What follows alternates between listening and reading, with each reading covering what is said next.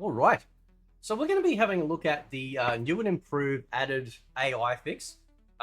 So classic Mortal Kombat games are very notorious with their CPU ability to cheat and lie and steal and completely, decimate you because it was designed, obviously, in the arcade to take your money. Right? It was the thief. Right? It employed all of these cheap tactics and could read almost every input you could do once it got into higher difficulties. So that basically the only way to beat these games was using, particular sort of like cheesy type moves or whatnot to get around it. I'm going to show you how this works though, because this is really cool. So first and foremost, this was shared to me by Andrew over on my Discord. Shout out to Andrew. This is what the guy that actually implemented this thing did. Now, I've been saying this for a while. What they should do is take the first fight difficulty and then lock that for the whole match. And they've done that. This guy here, Barquel, says, I put hooks when the difficulty is initialized when starting a new game. I bypass the function that adjusts the difficulty at the end of the match, meaning that when you finish the match, the difficulty then immediately ramps up. But he's put a lock on that completely. For some games, I have hooks when the difficulty gets fixed to a specific value for end bosses and secret characters. So to find the difficulty for Trilogy, I already have the end of match flow disassembled and reverse engineered, so it was a matter of finding the function that adjusts difficulty to find the rest of the code that modified the difficulty variable. Now, this has all been implemented for the arcade games as well as Trilogy, right? So I'll show you how it looks. So if you go into the arcade, we'll use MK2, but it applies everywhere, right?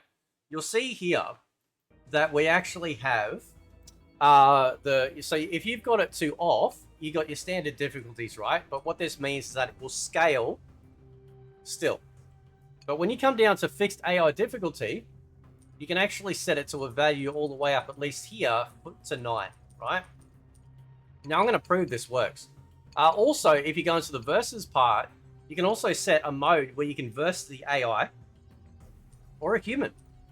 You can also set the difficulty for them. So if you want to get used to a certain character and how hardcore they can be against you, you can come in here, choose the versus the AI, and then change the difficulty for whoever you like, which is pretty cool, right? So anyway, so we've set that to 0. Now, in MK2, half of the roster has one particular AI difficulty or technique. The other half has this insane one, which is like, you basically have to be so locked in, it'll give you like chronic headaches for 1,000 years. So if I choose, so one of the characters that absolutely you can't use the standard trick AI to beat the game with is Katana. And like I said, half the roster falls into this playstyle where normally what would happen is that the computer would jump back so as they walk in, you jump back, they jump with you, and then you could punish them. But the other half of the AI doesn't do that. When you jump back, they throw a projectile, right? So it makes it even more difficult to do this. But check this out. We've set the difficulty to 0. It's going to lock it to the first difficulty of of the actual fight. And it'll be like this for the whole match, right?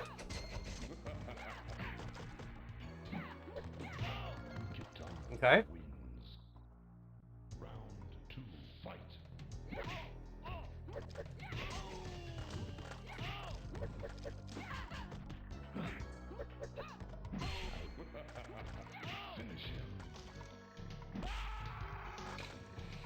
So, yeah, and what you're experiencing with this particular fight will actually carry over. Now, you can hear a music loop, right? There's a slight music loop there, and I'm wondering if that's because of the AI fix, which they'll probably eventually, figure out as well.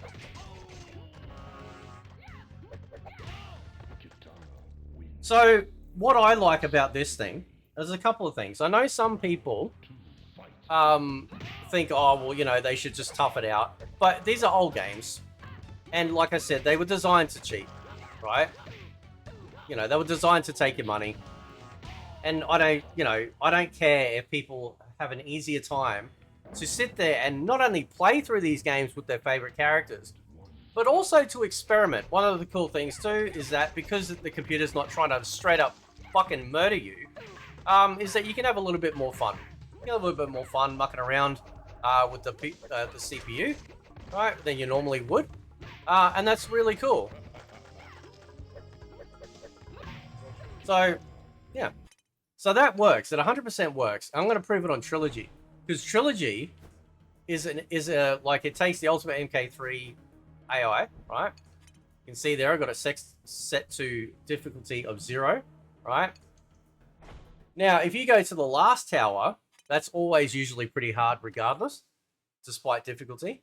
So now you're going to see, like, firsthand that I'll be able to, and I'll see if I can get through as fast as I can to play up through the tower to show you what it looks like. But this is a game changer for those people that do struggle against the AI and actually want to have that, have this particular system in place so that way they can just enjoy Mortal Kombat from the old days, right? Again, I don't care that it's in there. I've actually been advocating for an adjusted difficulty so people that do struggle have the option to be able to play these games. So, and you'll notice that as the fights go on, there'll be no difficulty ramping up. It'll stay locked at the very first difficulty of, like, whatever easy is, and it'll stay there, which is, like, really cool. So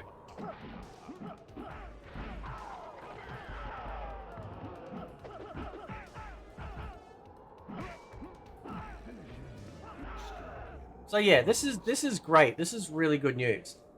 And apparently they're wanting to bring this over to all the other versions as well, because we don't actually have these options available to us on the console versions outside of Trilogy, and we definitely need that, right?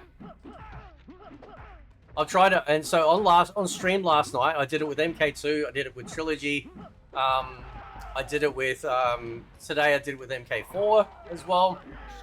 So yeah, it's all working as intended, and that's really, really exciting news. Okay. Now, obviously, this is on Steam. This is I could be wrong, but the patch may only apply to the fact of what we're experiencing in the open beta. So if you don't see it on your version, it's probably tied to the beta. 100%. So, but at least you can see firsthand as I'm playing up the tower, the difficulty is not getting worse for me, right? It's locking in at that first level, which is great.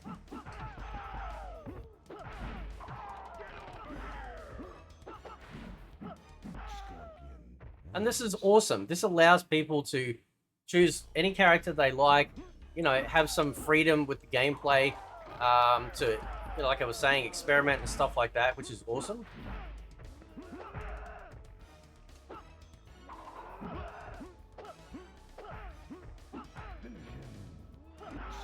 So yeah, this is very cool.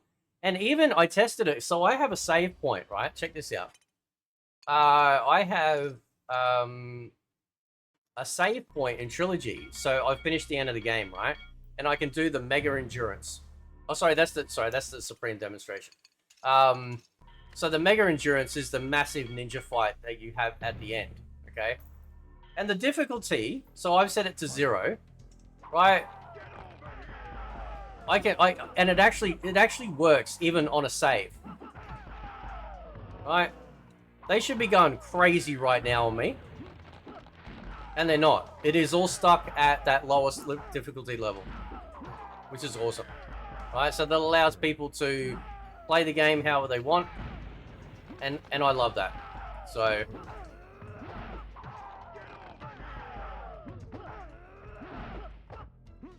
now, to be fair, the bosses still can be a little bit challenging.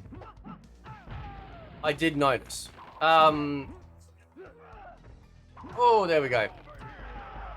But that's probably just a standard, thing. It is the bosses.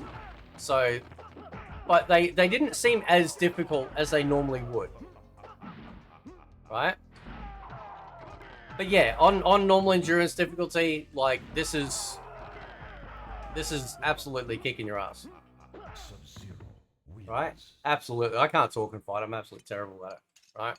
But I wanted to showcase this to you guys, that it's all in there. Like I said, you go into game options before starting the game. It's set in there.